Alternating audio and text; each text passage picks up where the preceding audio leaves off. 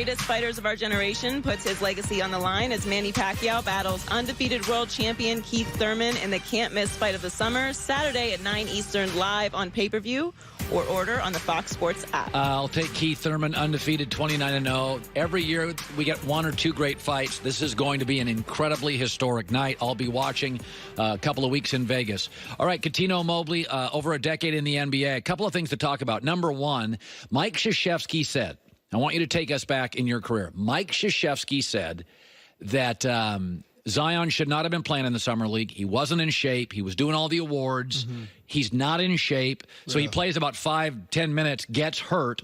And Krzyzewski's like, listen, this kid's body's valuable. What are we jamming him into a Summer League? He's not ready. Your thoughts about him getting hurt very quickly and about his body overall? Well, you know, I kind of look at his body, and he's really heavy. He's really heavy. And it seems like, okay, he's born thick. He's born thick kid.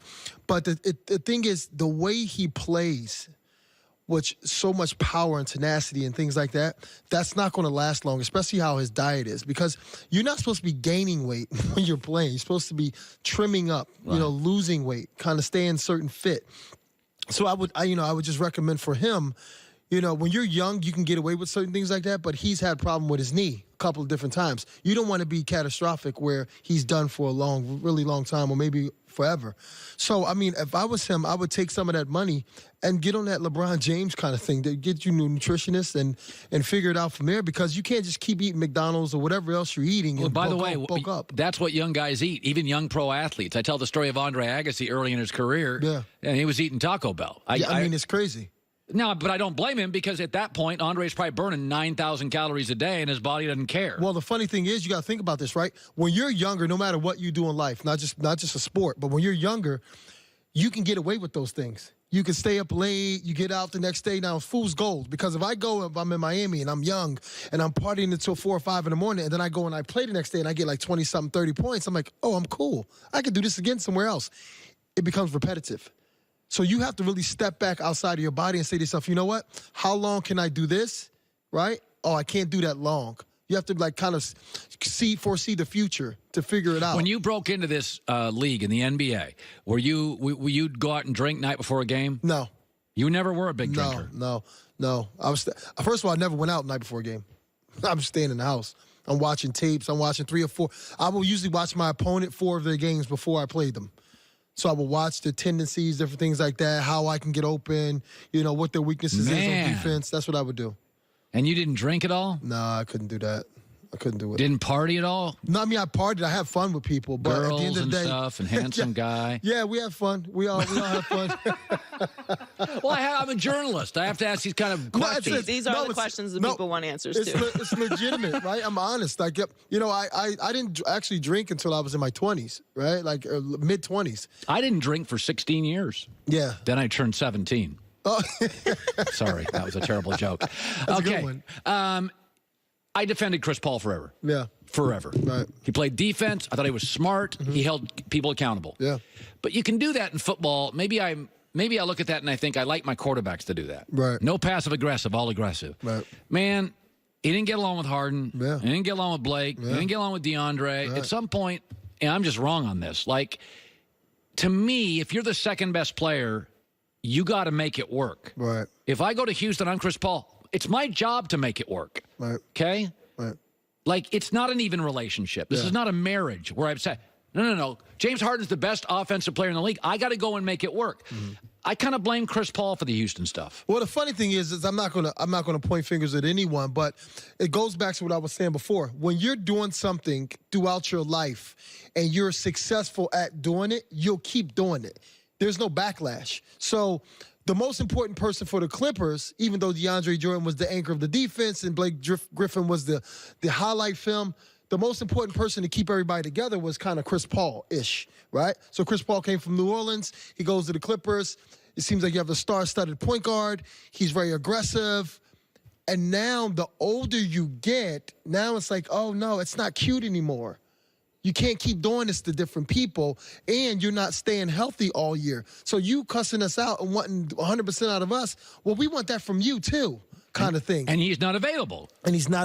So when you're not available and you're getting back on the court and cussing people out or being aggressive, which is not a bad thing, they're looking at you like, yo, bro, I don't need this. We don't need this.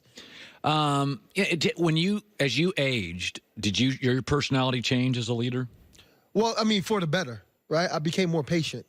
And for me, I'm very family oriented. Yeah. I love my family, I love my friends, and I try to stick with that, right? Because I'm more a spiritual person. Like I love the way the universe delivers to me. I try to give it back or whatever. So, the older I got, it's like I don't have to be the guy.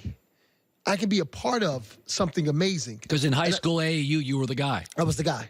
Right? So with the older you get, you have to understand the circumstances and situations. It's like, do I want to be the guy and have miserable situations? Or do I want to fit into an amazing part of 12 people? I would rather do that. Good for you. Yeah. So Ben Simmons got a massive extension today. 5 years, $100 zillion. I heard that. It's like 150 million or 175 years. It's just a massive deal. I love him. You don't love him. You don't love his game. No. Let me correct this. That's okay. I like it. If you don't. It's not. No, it's not that I don't love him. I just want guys to respect the game more. Right? It's comments throughout your career. It's more so I don't have to shoot. I don't have to work on my shot. Those type of things. Now, again, he's young. When you're young, you say certain things you may regret or whatever it is. Then you go back in the mirror and say, well, you know what? I do need to become better. Whether it's basketball, whatever in life, I do need to become a better person, a better man, a better woman, a better whatever. So at the end of the day, he's only in his 4th year. He's going into his 5th year or whatever. Hopefully he's working on his jumper where he can help his team prevail further in the playoffs. Do you like his game? I mean, I'm not in love with it, but I like it. I like it. It's okay. It's not like it's ooh, not wow. your game. Yeah, it's not ooh wow. He's not like a ooh wow. I mean, I don't see you're a point guard. I don't see like crazy fancy passes. I just see that you're big. You're bigger than everybody else, and you can dribble. Like that's. I mean, it's not like a Magic Johnson, right? It's not like a Magic Jason Kiddish kind of thing. It's just like you can dribble and you're big, and it does point out something interesting. The man upstairs. And by no means am I saying Ben Simmons hasn't worked hard to become this. You can't get as good as Ben without it. Right. But we know this to be true, is that certain players work harder than other players. Yeah. Some people are gifted too, Colin. Like the DNA of them, they just gifted and they can watch it and become it, but they haven't worked as hard as other people. Like Kobe Bryant, he was his DNA, he inherited DNA, but his will and his effort and that's something totally different, right? I don't think a lot of the young guys have that. Where it's like, I'm 6'10", or I'm 6'8", or I'm 6'6", and my DNA is basketball, and I'm gifted because I've watched it, right? It's like a creature of habit. It's kind of like if I watch something a lot when I'm younger, I can do a little bit of that. Now that I'm 6'10", I'm dribbling the ball. Oh, I'm pretty good. So better than everybody else. It is worrisome if you're a Sixer fan that Simmons didn't even work on his game in the offseason. My point is, the man upstairs gave him his 6'10.5". He's clearly worked at his game or he wouldn't be this good. Right. But it does signal something that he did not. He has a huge hole in his game and didn't work on it. If you were a coach and he came back and didn't work on it, it's hard to make people that aren't willful. Yeah. Like guys are grinders or they're not. Yeah. Like my daughter and I were talking about this yesterday, and she asked me, she's like, "What's your favorite quality for you, Dad?" And I said, "What do you like about you?" And I said, I'm a grinder. I'm willful. Yeah. I put my mind to stuff. I want to be a good skier. Yeah. I'm just going to be obsessed about it for 2 years. Right. Whether that's a good quality or not. It's a great quality. Well, it's my quality. Right. So the point being is nobody taught me that. I've been that. Now. He's available, yeah, because that worked the last time, right?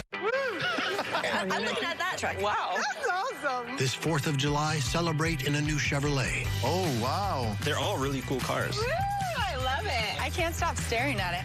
Spectacular deals are on display now at your local Chevy dealer. Wow. It's time to upgrade. Get 20% below MSRP on all 2019 Silverado double cab pickups. That's over $97.50 on this Silverado.